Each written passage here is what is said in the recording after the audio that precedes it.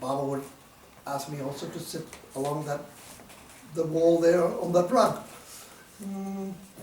And most of the time, fortunately, I wouldn't have to sit too long. Baba would send me out to do something or to visit with somebody else.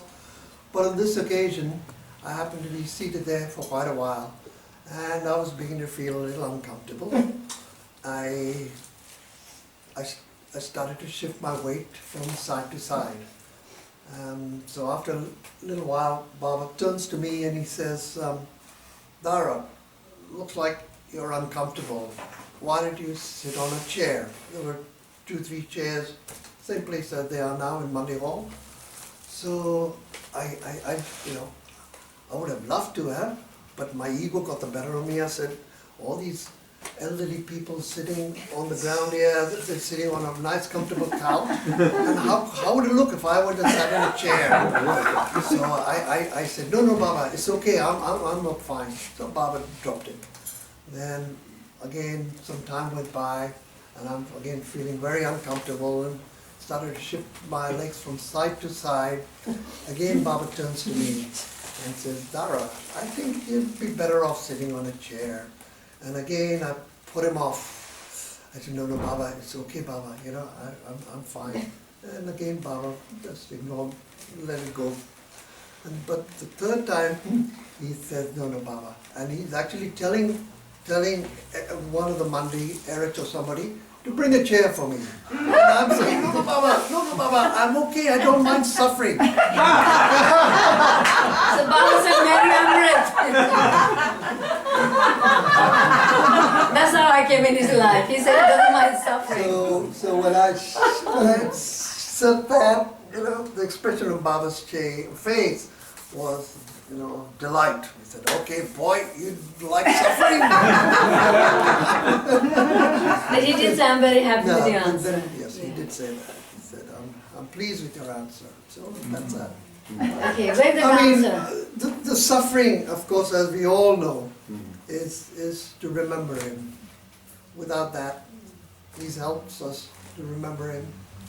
So whenever we feel yeah, okay. it's an opportunity to remember We're waiting him. for our dancers so filling up meanwhile. This funny story she told Baba at the time when she... No, that's I remember. What do you remember? Okay, what I remember. Well, just to print that, while we were having tea, Keith came and sat, and we were talking. I just happened to mention that for me, one of the saving graces about my life with Baba is that, fortunately, Baba loved humor. And then, of course, Keith rattled off all these jokes, and he was sitting there enjoying them. And, of course, Hilda then mentioned that her brother, Ali, also would rattle off all these jokes whenever he would go to meet Baba. Baba would ask him to tell some jokes. And then she asked me if I'd ever heard any. I said, no, I wasn't ever there at that time, but there was this one occasion, again, this was the time of our marriage, that I was with Baba in his room, and this time it was all the men Mandi. There were no ladies there. Men Mandi, there was no... Baba would invite the men Mandi in the evenings to visit him in his room. That time, of course, the women were excluded. And I just happened to be there at that time, so I went along with them. And amongst them was this... Sikh joke. The one gentleman is Sikh. Okay. But it was told to Baba, so that's what it's and Sikh jokes are great. So this joke, there was a Baba lover called Elcha Mystery, and he was very humorous. Baba loved it when he would come and visit, and Baba would always ask him to entertain him. Baba said, jokes, any light subjects like that was a little relief from him from his universal work. So this, well, now I'm hesitating to telling the joke here. Yeah. Okay, So anyway, you fill in with something, but in any way, Baba, of course, enjoyed hearing. He would ask different people in different time, come on, I'm tired or things, come tell me jokes. So what Dara was asking me earlier to tell, it was, it's before our marriage, when I was fortunate enough to Baba give me chance to stay in Meherazad for some time, and every day something will happen. And one day he said, tell me a joke. And so I'm only 17, and what 17-year-old person could tell jokes? The school silly jokes. You know, you can't tell me Baba. I mean, Keith could, I guess. And I was so, then all of a sudden I remember a story about, I'm there because of this marriage talk about the, so I remember how my parents got married. And so I said, Baba, I can tell you the story about how my parents got married. Baba said, yes, tell me. You know, is it funny? And I said, yes, Baba, it's funny. So he called Mehra and other people around him. And so the story starts. So this is a true story. Little bit exaggerated, a little bit because to make it real joke out of that. But 90% is true, only 10% is, you know, true. And it was told Baba with that 10% too, you know, so you're going to hear the same word which Baba told to Baba. So I said, Baba, when my father, he was, you heard, you know, earlier we were talking, he was revolutionary, he fought against British to be out of India, and because of that many times he was in jail, in prison, and then it's a long story how he called out for Mr. God and he came out, and it's a wonderful story. It's a wonderful story, yeah. Maybe if there's time you can tell that Dara later on, after I finish this joke. So, That's your father's story, you tell it. Anyway, yeah. I got it. Yeah. So, so when there was initially when he was young, he was going to prison. He will get released from prison. He'll come home, and then again, you know, he was taken in. So one of those when my grandmother, who had only this child, and she became widow in very young age, thought, you know, if he gets killed or is forever in prison, what will happen, you know, and there will be end of our line and this and that. So next time when he comes home, I'm telling this story to Baba. Yeah. So next time when he comes to home, I'll persuade him, I'll do something, and then he should get married. Once he's married, he will have this pretty wife and he will have children. He might not go back to his being a freedom fighter. So when the time came when my father was home, and my grandmother had already arranged a girl. We are from mountains, we are from Himalayas, you know, we call Paharis, you know, yeah. And so my grandmother, through her family priest and this, it's way before Baba's time. He's, you know, she arranges this marriage for him. So when my father came and he was told this marriage has been arranged, and this is very beautiful girl, she's really educated and this, that, other. And let's let you get married, we should go there and get, he says, even that time it was very unheard of, and elders say you marry so-and-so, you do it, like I did it. But my father was way ahead of his time, and he said, no way, without knowing the girl, without talking to her, without sort of, I'm not going to get married. So the message was sent to my grandfather, and so the other side grandfather, mother side of grandfather, and my mother side grandfather said, what type of person he is, you know, who doesn't listen to his elders, you know, this girl is fine, you know.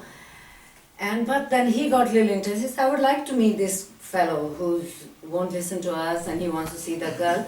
So before he sees my daughter, I want to interview him. So bring him. And it was quite far in mountains where my mother's family lived. So, and there's only anything on wheel could go only halfway, and the rest of the way they have to go through mules, which both sides of my grandparents, they came from mountains, and they were like a head of their clan, you call it, or whatever. They were like known families, and that's how this marriage was arranged between these two families. So my mother's father sent these mules to the spot where the cars or whatever they were taking couldn't go any further.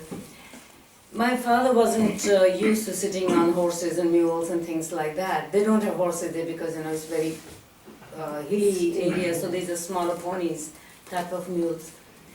Anyway, so when and the same time, now and then Baba saying, then what happened? Yeah, he's very, sitting. And so then I said, Baba,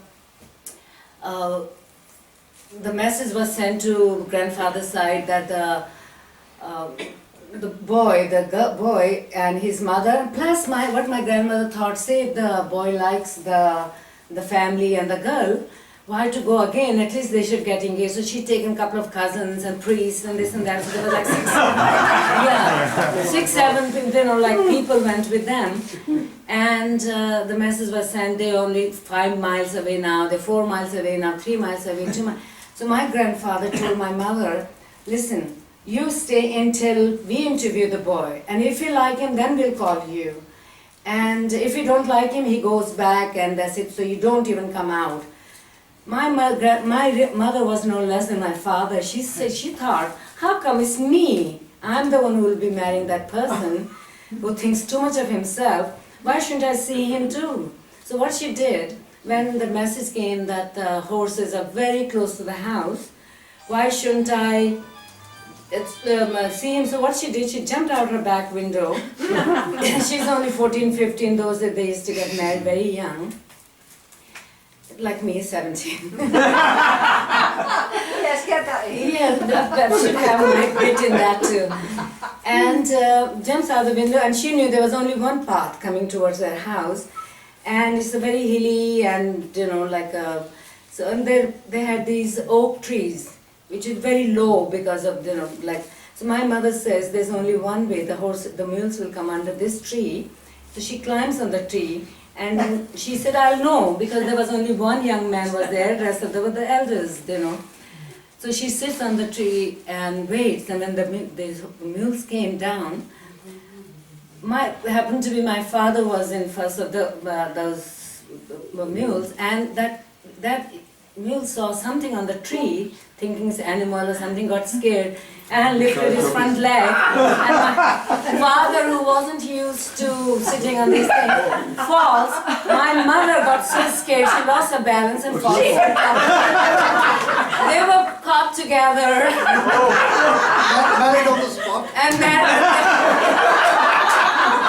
they were asked, so my normal engagement, they were married and they came this thing. So when Baba said, oh, I'm having all this trouble arranging marriage for you, willow shores, fighting over the drinks, and the long list, do you see that tree outside my room?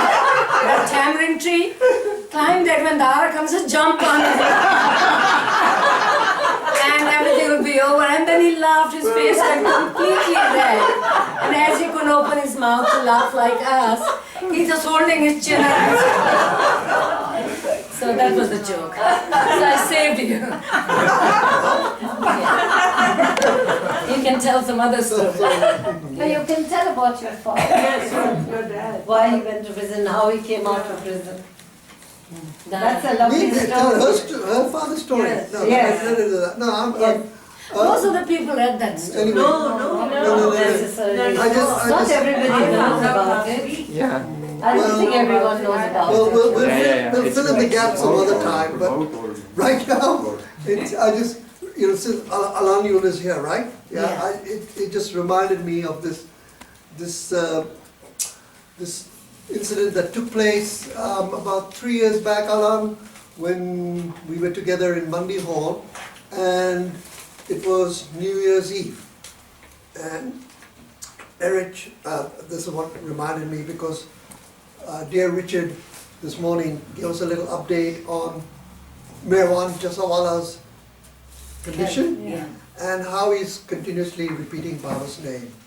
So, go back to this time when I was in Mandi Hall, and Alanyul also happened to be there.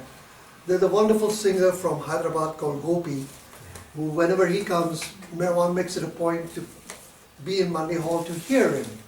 And I also like to listen to Gopi, so I went along, and Merwan of course came, and we heard Gopi sing a few ghazals that Merwan enjoys him hearing.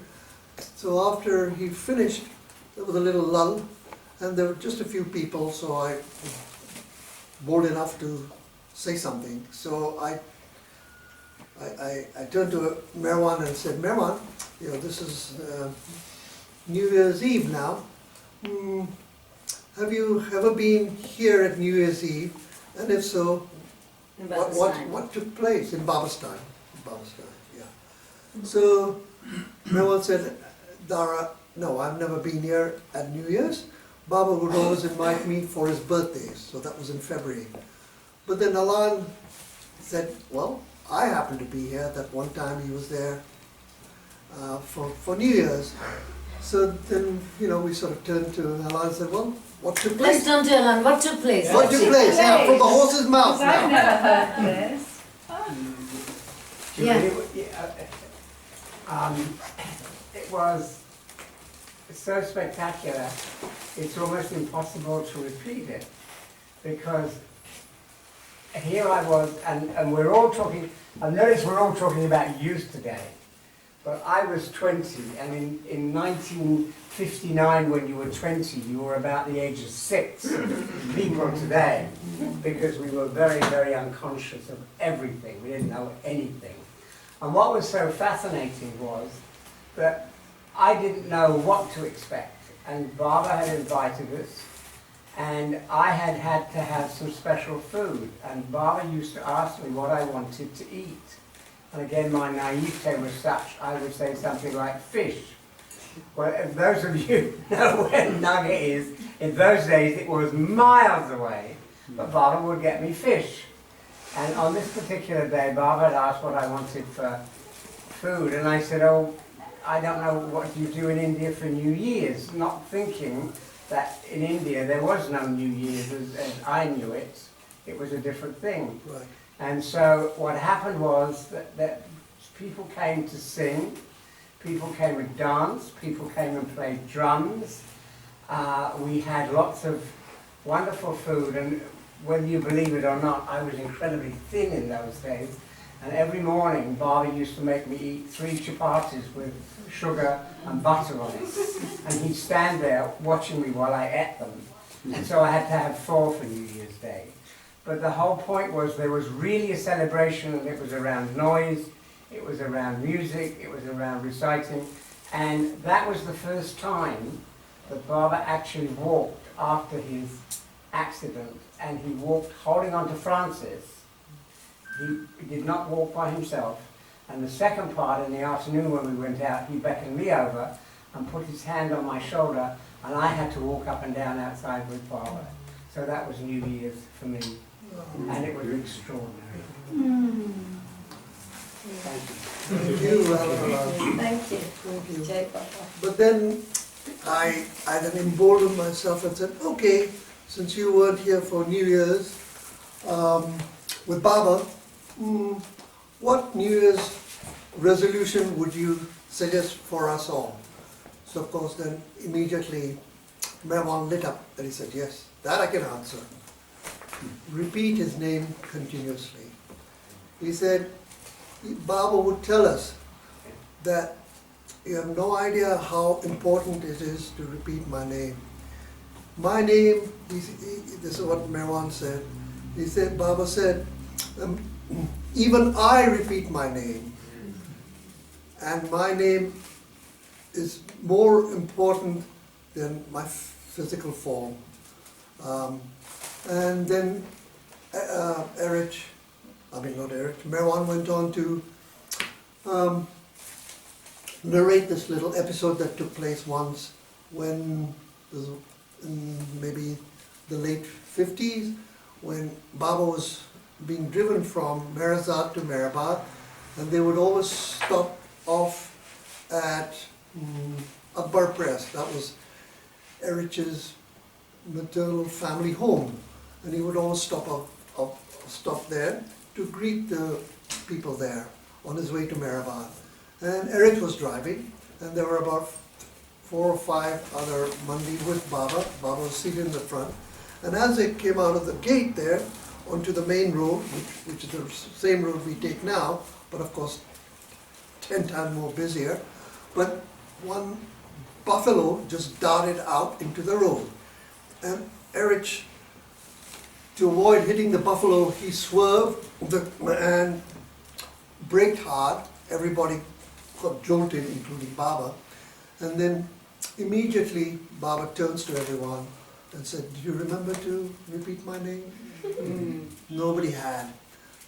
Then he turns to Erich. "What about you, Erich?" And he says, "Sorry, Baba, I was so busy avoiding hitting the thing." "No excuse," said Baba. And then he pulled Erich's name, ear, because he was the closest to him. So, yeah, so that's what we need to do as much as possible. And then one other thing, that when Alan was sharing we're talking about doing the football pools, yeah, to earn some money for Baba work, I'm assuming, yeah. So, The center. yeah, center, right. So this reminded me of the early days, story that Mani Auntie would tell from time to time. When Baba's sister Mani. Yes. Yeah. when the Illustrated Times would put out the Times of India would put out this monthly magazine called the Illustrated Times, and in that they would have a crossword puzzle. This was a crossword puzzle that if you got all the answers right, you could send off the puzzle and win 100 rupees. Now in those days 100 rupees were a fair amount of money.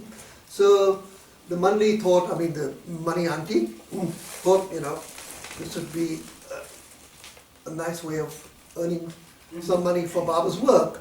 So every month when this crossword puzzle would be there, they would get together, the women, and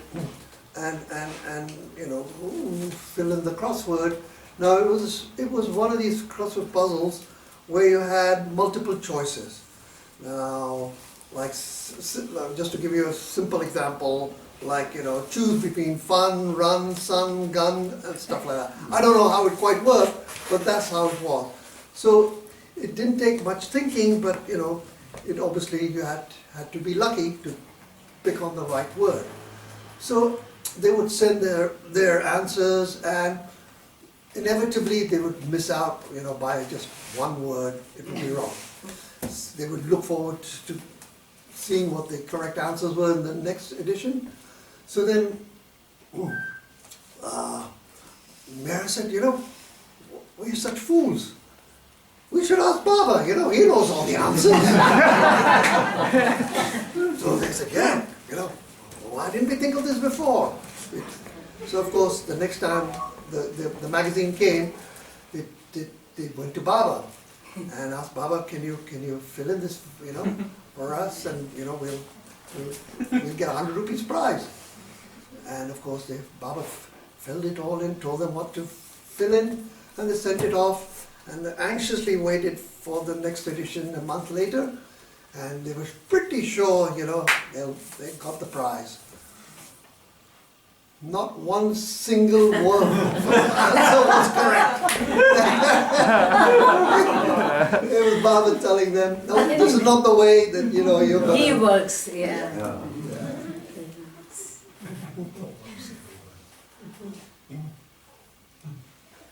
It's like Arnavas once told me, I said, oh, one should do the lottery and we make a lot of money, then we can, give it to the Baba center. work, yeah.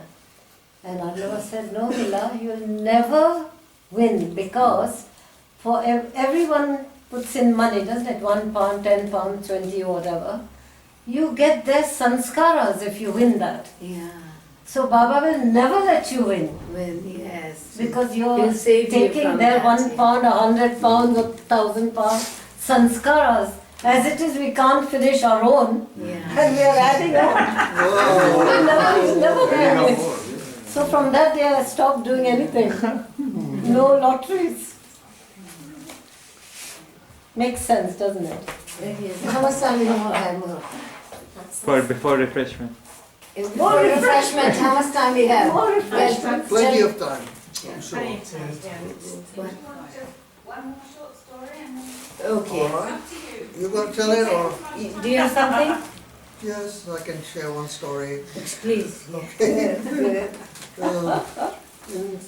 when was it? Yeah, that visit of mine with my family from December 64 to March 65. Now this is like after I lived 6 years in England. You know, even before I went to England, we used to listen to Western music. It wasn't pop in those days, but you know, good old ballads. We used to get to hear people, you know, like Alan mentioned, Ella Fitzgerald,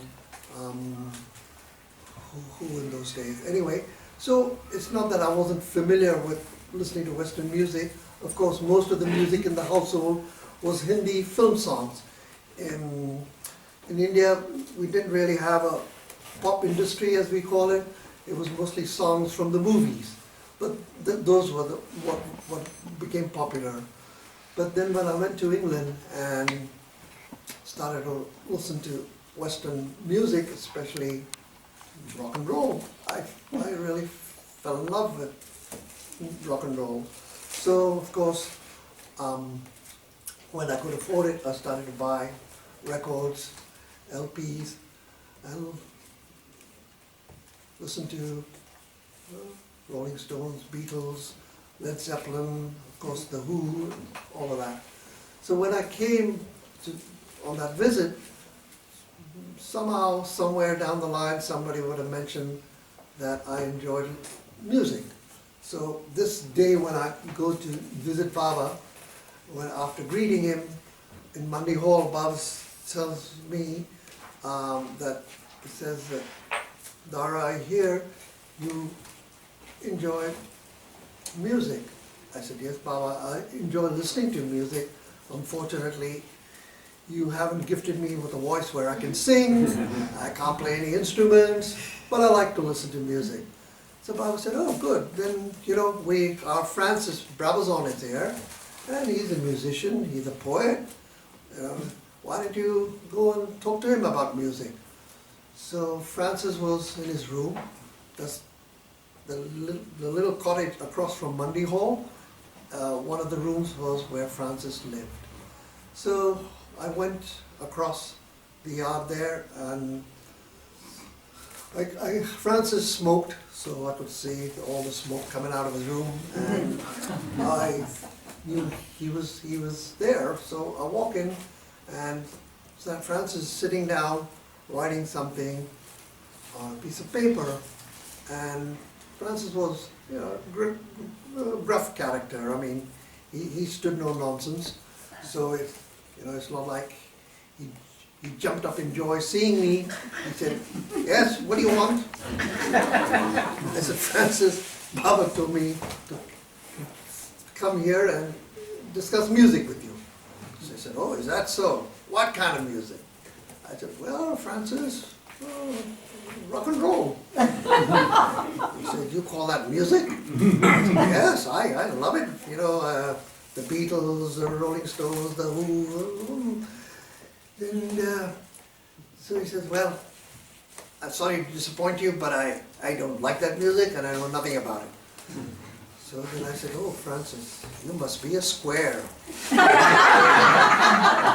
in those days we used the term for somebody old-fashioned. So he just totally ignored me, and he had a little harmonium. And he picked that up, put it on the table, and he said, "Yeah, listen to this." And he must have played something like Bach or something on that little harp. And of course, at that time, I wasn't in tune with classical music. And he could see that, I wasn't at all interested. So then he said, "Okay, enough." And he picks up that little piece of paper on which he was writing and said, "Come with me." And leads me back into Monday Hall. Probably 5-6 minutes must have passed before Baba told me to go and see Francis. So when we walk in there, Baba's quite surprised and says, "Oh, you're back? What happened?" Before I could say anything, luckily Francis stepped in and said, "Well, Baba, you sent him to discuss music, but the music he talks about, I have no knowledge of. And when I played him something, it went above his head. Yeah. And on top of it all, he calls me a square." So Baba looks at me and he says, "You called him a square? He looks more round to me than square." So I said, "Baba, no, it's not a geometric term. It's a term you use for when somebody's old-fashioned." So Baba says, "Oh, is that so?" So I said, "Well, I'm the ancient one. What term did you use to call me?" So he blew my little bubble.